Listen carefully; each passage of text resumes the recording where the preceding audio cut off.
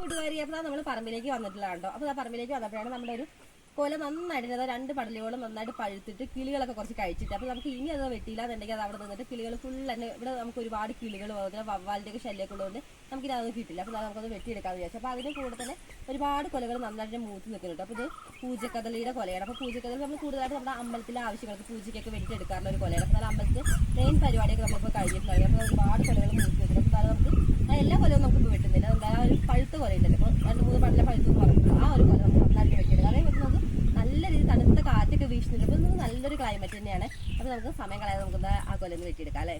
ഇവിടെ നമ്മുടെ ആവണിക്കുട്ടി നമ്മുടെ വാഴക്കൊലയൊക്കെ വെട്ടാൻ വേണ്ടി ഫ്രണ്ടിൽ തന്നെ വന്നിട്ടുണ്ട്. വാഴക്കൊല വെട്ടാനായോ? സുത്തു മൂത്തോ? കൊലയൊക്കെ മൂത്തോ? വെട്ടിയാലോ നമുക്ക്.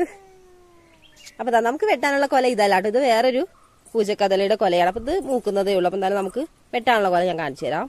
അപ്പൊ ഈ കാണുന്ന കൊലയാണ് നമുക്ക് വെട്ടാനുള്ളത്. നമുക്ക് അതിന്റെ ഒരു കുറച്ച് ഭാഗങ്ങളൊക്കെ കിളിയൊക്കെ കഴിച്ചിട്ടുണ്ട്. അപ്പോൾ കുറച്ചൊക്കെ പഴുത്തിന്റെ നന്നായിട്ട് തന്നെ പഴുത്തിട്ടുണ്ട്.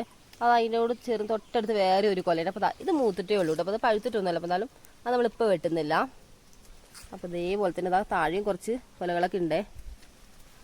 ഇതൊക്കെ അത്യാവശ്യം നല്ല രീതിയിൽ തന്നെ മൂത്ത് നിൽക്കുകയാണ്.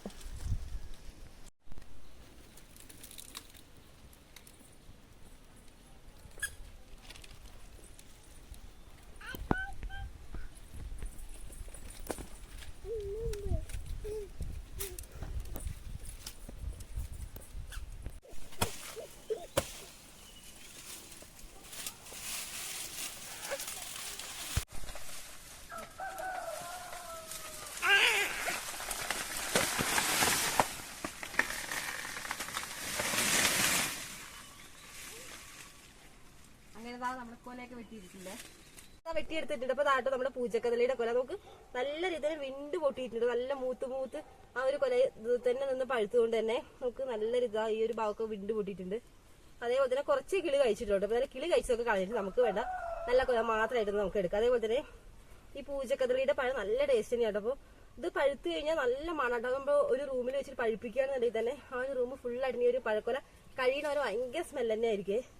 അപ്പൊ ഇത് കഴിച്ചിട്ടുള്ളവരും അതേപോലെ തന്നെ പൂജക്കദളിയുടെ കൊല ഇഷ്ടമുള്ളവരൊക്കെ ഒന്ന് കമന്റ് ചെയ്യണേ.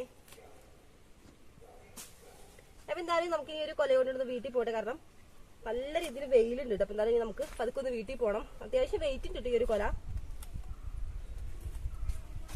ഈ ഒരു കൊല എടുത്തിട്ട് വീട്ടിലേക്ക് പോവാണേ. അപ്പൊ ഈ ഒരു വീഡിയോ നിങ്ങൾക്ക് ഇഷ്ടപ്പെടുകയാണെങ്കിൽ ലൈക്ക് ചെയ്യാനും അതേപോലെ തന്നെ പുതുതായിട്ട് നമ്മുടെ ചാനലിലെ കാര്യം കാണുന്നുണ്ടെങ്കിൽ നിങ്ങൾക്ക് വീഡിയോ ഇഷ്ടപ്പെടുകയാണെങ്കിൽ യൂസ്ഫുൾ ആവുകയാണെന്നുണ്ടെങ്കിൽ ഒന്ന് സബ്സ്ക്രൈബ് ചെയ്യണേ. അപ്പൊ ബൈ.